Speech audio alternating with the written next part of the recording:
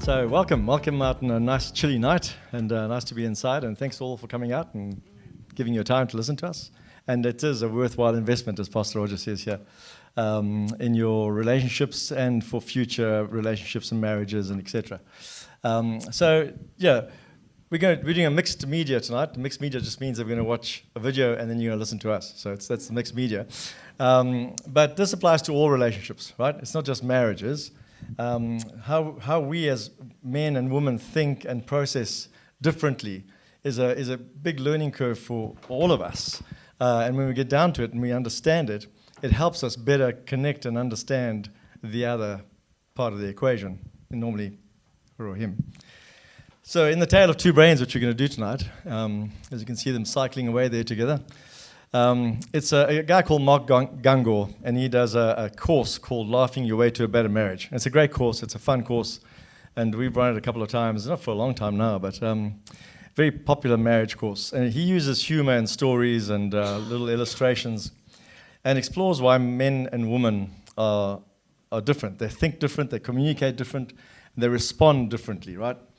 And the goal isn't to provide a scientific understanding, obviously, naturally, of the whole thing on a brain function, but it helps couples to understand common patterns that create conflict and to learn how to build stronger relationships, right? Understanding that we are so totally different. When you hear some of the stuff, you're going to realize it in our makeup. And when we understand this, it makes it easier for us to really be more considerate, I suppose, of understanding each other's ways and differences. So the one thing I came across in his book, really, because with the video goes a book, and the book is a lot more detail, is that neurological evidence reveals that back in the 60s, researchers discovered that the brains seemed different between males and females. So the first forays into kind of uncovering the brain and its functions, etc. But with sophisticated imaging and what happened in the 90s and 2000s even, that understanding has skyrocketed. And the differences are huge, right? They're massive. And I don't think we appreciate or understand that as just everyday walking around human beings. It just shows you how intentional with everything God is. Nothing is done for just because. There's a reason why God does what he does. Yeah. So even though men get the first hit because their brains are 4% more brain cells and 100 grams heavier in general, that's about where it stops on average. But women have more what's called dendritic connections. And that basically means that they are able to use their brain cells more efficiently than men can. This is obviously generalization, right? We don't all fall into all these brackets, but yeah, generalizations. A woman's brain also has a larger corpus callosum, which allows for faster transfer of data between the left and right hemispheres. Think of it like an interface between two computers, because that's what we've got, two different hemispheres in our brains, right? And this is the big difference, right? The reason behind it is that, again, scientifically, this is, again, driven by our makeup, is that between the ages or the stages of 18 to 26 weeks into pregnancy, the male brain is infused with a huge amount of testosterone. And that testosterone comes in and is significant. And that causes the bundle of nerve and connective fibers between the two brain hemispheres to literally disintegrate, right? And this causes a breakdown in the two hemispheres being able to communicate with each other. So they become quite separate. Hence, they can only do one thing at a time. Yeah, we'll get there. But yeah, hence that. So meanwhile, during pregnancy, women have no such breakdown, right? And in fact, the female fetus is infused with estrogen throughout the pregnancy. And that actually grows more connections between the two hemispheres. And quite literally makes it way more efficient. So where women process their environment from multiple views, they are able to bring in a very quick and easy, efficient way, the multiplicity of emotion, logic, etc., creativity. It's all bundled into one. They're all talking to each other. Men don't. And as much as 85% of men end up being very, very left hemispheric centered. Okay? So that's where the logic and reasoning resides. And that's where a lot of men basically stay. They have their creative emotion side, and a lot of men obviously have a bit more of that and a bit less than that, whatever. But quite generally, they're more left brain centered. And the right side, which houses the emotions, feelings, and creativity, social, men just don't camp there as much as women do, essentially. And this is why men are generally more task-oriented, as Jackie said. And women can multitask and connect more easily, right? Women are more in touch with their feelings and such. And this is also why men and women often struggle to get along with each other, because we just see things differently. And until we learn how to work with that, and we're going to just keep on butting heads, because we just see things differently from a different perspective, more emotional, more connected, more social. Men are just more logic, more reasoned, more kind of like, I can fix that kind of thing. We saw it in action just the other night. Really funny story. Kind of, not really, but it is. With a couple we were dealing with. And they're a couple with quite a history and quite a story, but that's for another night probably. And they were on the screen in front of us, and we just had a bit of a moment, a good moment, and she was feeling a little bit emotional, and she said something. And she said it was, I can't remember exactly what it was, but it was something intended for him, but nice. And he'd kind of like zoned out a little bit from the conversation, and he didn't quite react how he should have. He didn't quite... Or how she expected him. The answer she was looking for. He didn't give her back the same thing that she was expecting. The enthusiasm. And you could see it drain from her. You could see she was like expecting this, and he kind of gave this half-hearted kind of, yeah. And he realized it, and he tried to make up on it. But it was too late. It was too late. Yeah. Too late.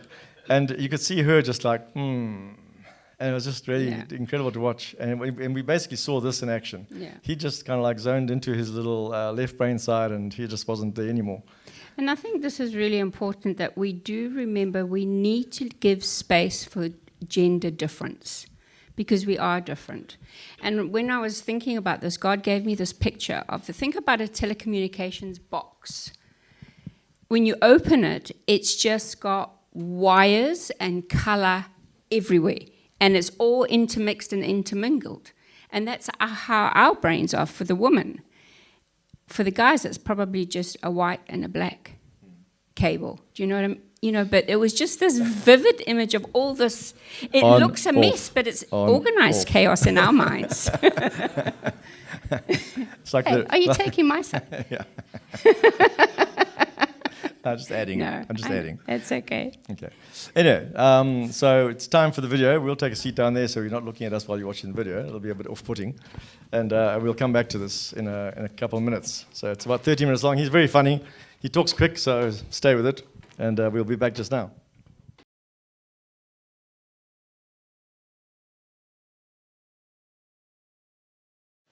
Well, you fill in the blanks. Okay, so now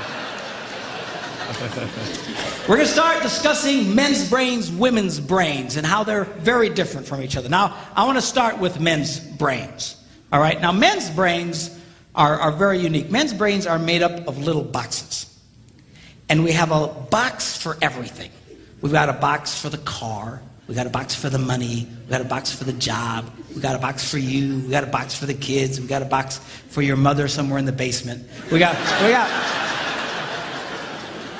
boxes everywhere. And the rule is the boxes don't touch.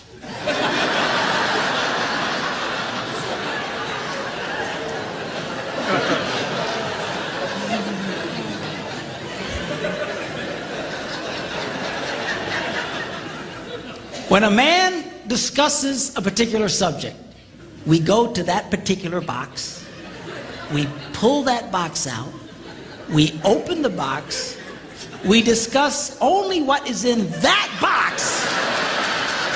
All right?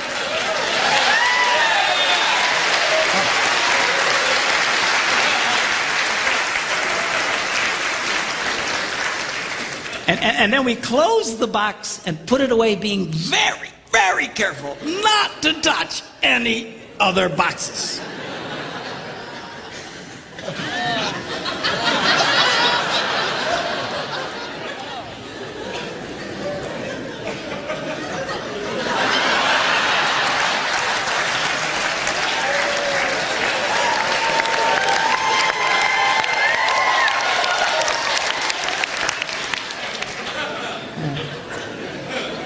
Sorry, my Catholic upbringing got in there for a minute, but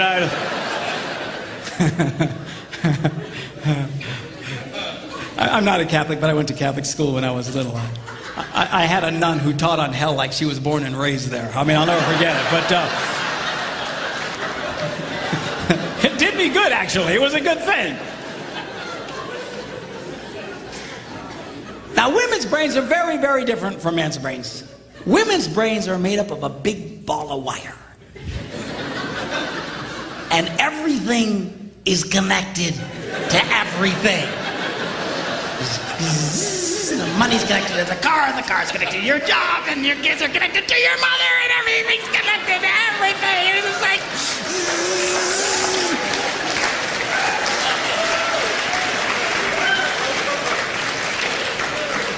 It's like the internet superhighway, okay? And it's all driven by energy that we call emotion. And it's just... It's one of the reasons why women tend to remember everything. Because if you take an event and you connect it to an emotion, it burns in your memory and you can remember it forever. The same thing happens for men. It just doesn't happen very often because, quite frankly, we don't care.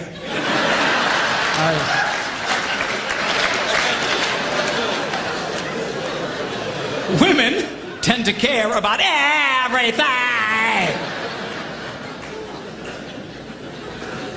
And she just loves it.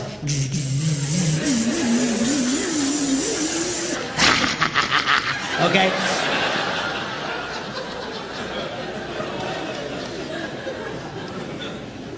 Now, men, we have a box in our brain that most women are not aware of. This particular box has nothing in it.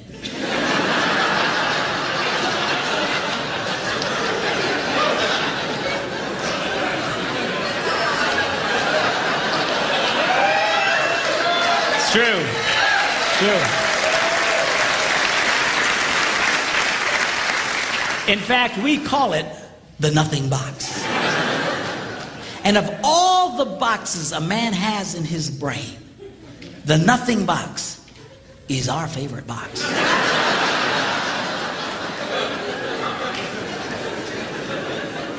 If a man has a chance, he'll go to his nothing box every time. That's why a man can do something seemingly completely brain dead for hours on end. You know, like fishing.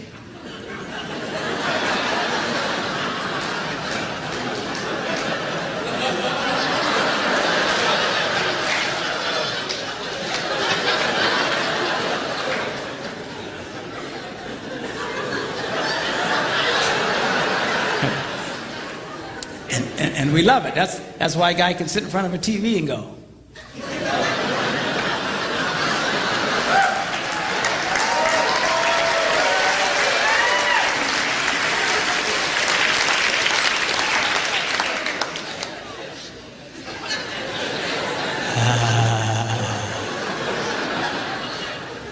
It glows. Of course, this drives our wives nuts because they'll come up and say, "Stop that! You can't possibly be watching anything!"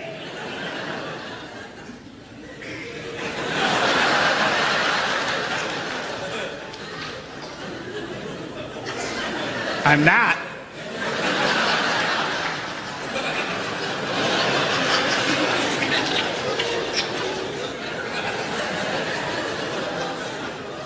Go away.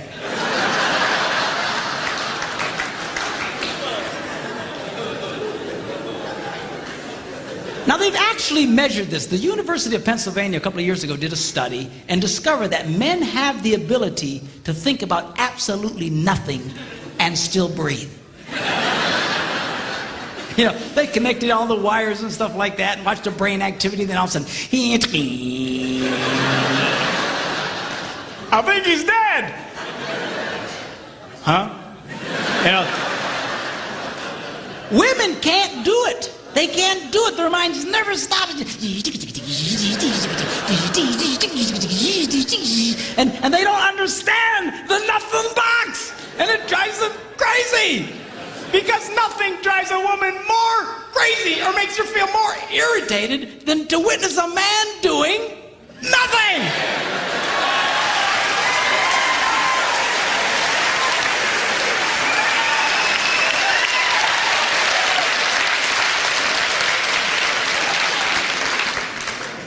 Now, one of the biggest revelations I get out of women is this whole nothing box issue. They just, everything's starting to make sense. And I've had women say, oh, it's nothing. Well, can I go in as nothing? Now, one of the biggest revelations I get out of women is this whole nothing box issue. They just, everything's starting to make sense. And I've had women say, oh, it's nothing. Well, can I go in his nothing box with him? No!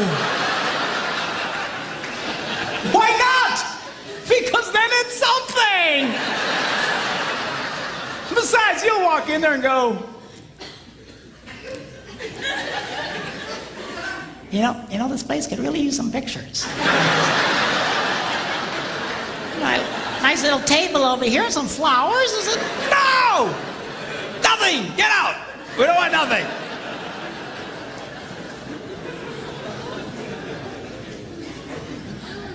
Now this handles the way men and women handle stress.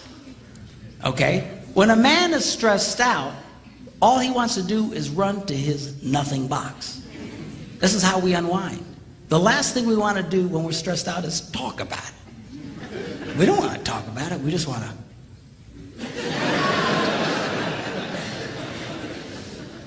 Of course, it just drives her nuts, you know. A woman will see a man in that vegetative state and she'll come up and go,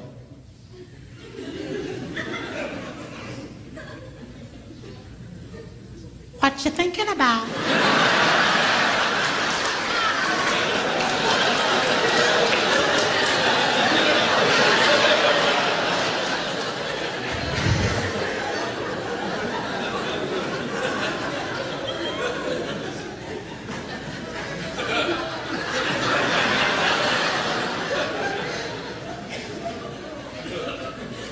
Nothing.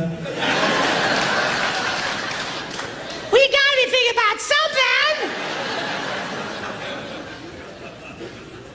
No, I was thinking about nothing. In fact, I was on a roll till you showed up. Go away. All right? Because that's how he handles stress. He just. Now, when a woman is stressed out, she has to talk about it. If she doesn't talk about it, her brain will literally explode. So she'll start just, I don't know, might have something to do with this. Not gonna have that. You know, I never thought about this. My brother over here said to me, and I know men who run from their wives when they do this. They do. I say, well, why do you run from her? He says, because I don't know what to tell her. I said, dear God, man, who told you to tell her anything? She wants you to tell her anything.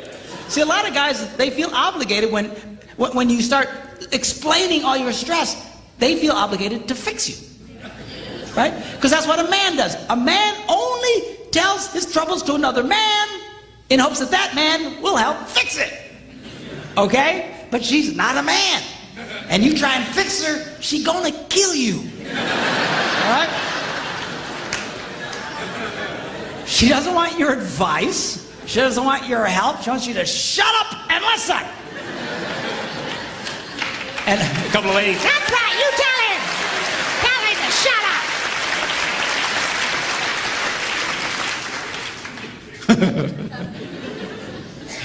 They like that. Now, I had one guy tell me, he said, man, if she just tell me how she feels. I said, she doesn't know yet. He said, what do you mean? So that's how she figures out how she feels, by connecting this wire to that wire, this wire, and so. Now, because they love each other, they offer to each other their answer, their solution. A man senses his wife is stressed out. He loves the girl. He offers to the girl his best and finest solution. Or just quit talking about it.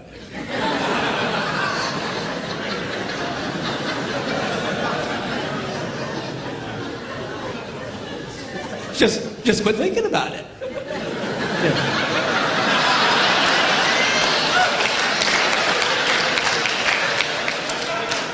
And that's when she starts reaching for the knives and stuff. But she's gonna stab stab you if you keep it up, okay? Now, a woman, she senses her husband's all stressed out. She loves him.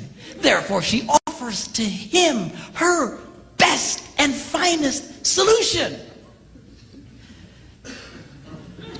Talk to me. Why won't you talk to me?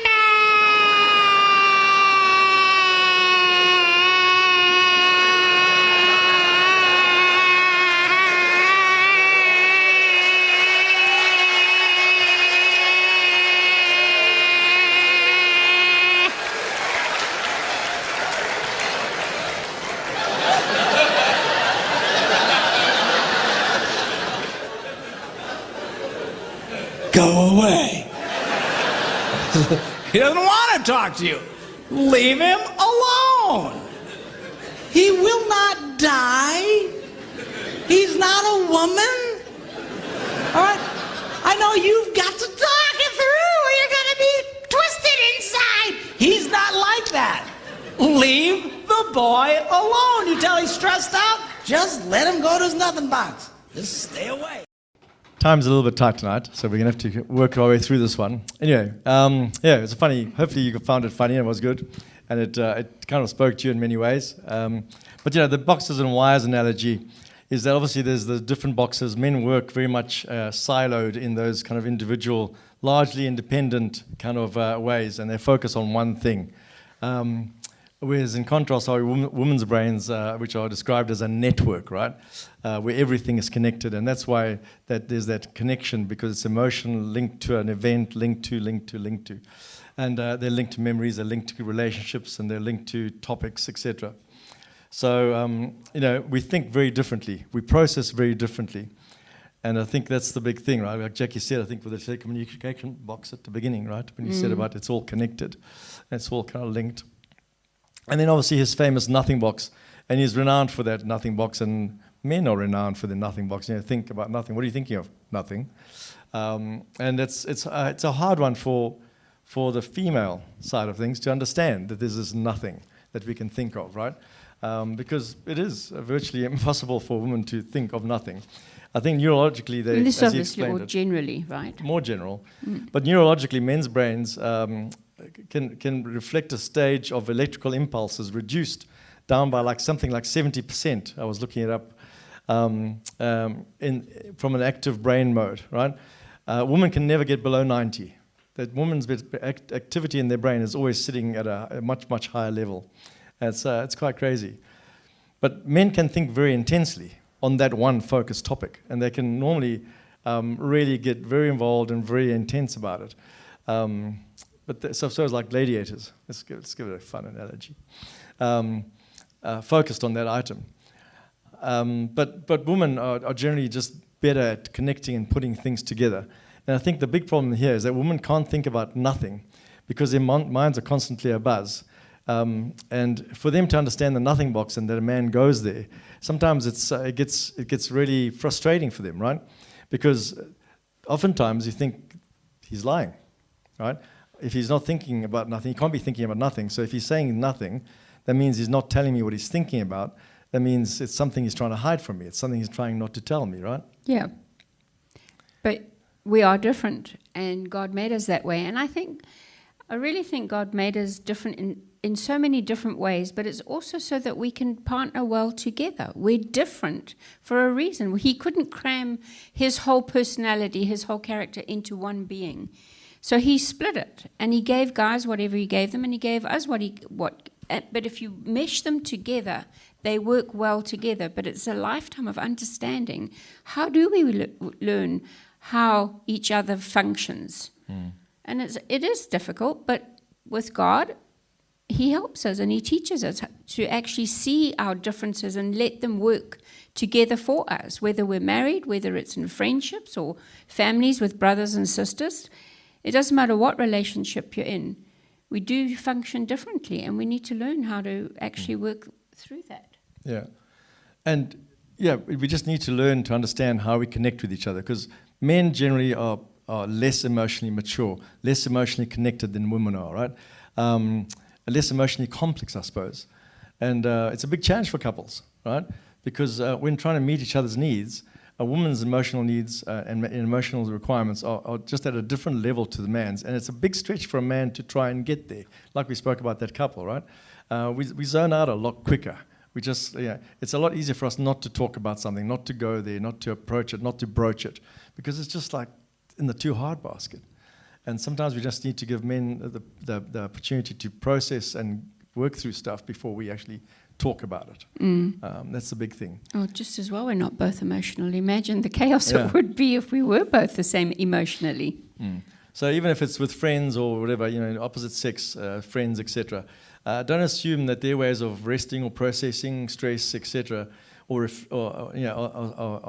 not right or different to yours. They're just different, right? And we do things in a different way. So be more understanding. Be more kind of like empathetic, I suppose, is what we should be with each other, whether it's with our partners or with our friends. In terms of Ephesians, be completely humble, be patient, bearing with one another. And that's a big thing we need to bring into our relationships, just in general, right? And just in the aspect of time. So I suppose the real takeaway is that we've... if you remember a few points, I suppose, from this tale of two brains, is that men and women often approach life and relationships very differently, right? We're different in how we see problems, we're different in how we approach problems, we're different in how we process things, and we need to give each other that space to understand before trying to fix them. Before we try and fix something, we need to try and understand what's behind it, what's causing that person, whoever it may be, to be there or be doing what they're doing, right? And we build marriages and we build relationships on commitment and not just feelings, but on being there for each other through the good and the bad, right? And learning how your spouse or how your friend, for that matter, feels loved, how they feel valued, what speaks to them, what talks to them. Those are the kind of things we need to really kind of study about each other. And marriage is a lifelong journey about studying each other. Studying what works, and we change through the process of life. 40, nearly 45 years, we've changed. We've changed in how we view things, how we do things, how we think about things, and it's a study that, in terms of understanding what's the new Jackie, what's this chapter of Jackie, where is she now? Because she's not what she was 30 years ago, And so we need to understand that, and we need to learn about that. And it's the same with your friends. Because, good friendships, you want them for a lifetime. So it is a lifetime journey. And it's your safe place, whether it's your spouse or whether it's a good friend that you can actually turn to. Yeah. And I think the big thing is, especially with the story you just heard there, stop trying to remake your spouse into yourself. Just because they don't process like you do, just because we have our nothing box and all the rest of it, doesn't mean we have to be like each other. We can be different, and our differences can be they make us stronger together. They make us stronger, yeah, totally. So practice patience, forgiveness, and take personal responsibility is a big thing. We need to be personally responsible for how we deal with things ourselves. Take that responsibility for who you are, where you're at, and how you are before you try and fix the other, right? And protecting friendship, whether it's here or within amongst your friends, having laughter, enjoying the relationship. We get so caught up in the struggles and the issues of life and all this. And sometimes we forget to count where things are at and to count our blessings, and to count our blessings even with our friends and whatever, We live in a remarkable country, in a remarkable place, through a remarkable time compared to what's happening in a lot of places in the world, right? We should be mightily thankful for a lot of stuff. So I think in essence the message is that relationships improve when people stop fighting their differences and start learning from them, as I said. And we need to understand that practical relationship wisdom and our own Christian teachings, dealing with love, dealing with grace, being of mutual service to each other. Those are all things that build together and together build us up and build us up as a community even, right? And leave change to God. God's the only one who can change us. We can't change each other, and we're responsible to allow God in to change what He wants to change in us and show us who He actually created us to be. Because sometimes we don't even know all the detail of that. So there's enough time having to spend with God trying to work out who we are, never mind whoever you're with. Yeah. So I suppose with that, we'll leave you with the fact that lasting relationships thrive when both people choose understanding, respect, and love. And I think that applies to all of us in all our relationships, right? When we choose those as our kind of like core The fundamentals, keys, as our keys, then things you'll work through stuff. You'll get through stuff, even the bad stuff. So thank you. Tough stuff.